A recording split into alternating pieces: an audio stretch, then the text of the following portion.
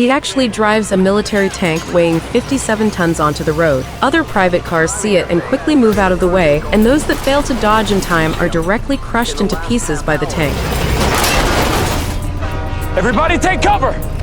It turns out that just now, inside the military museum, the docent was giving a science explanation, but unexpectedly, the tank behind suddenly started up, then smashed through the fence and rushed out. This makes the little kid next to it extremely envious. They are white?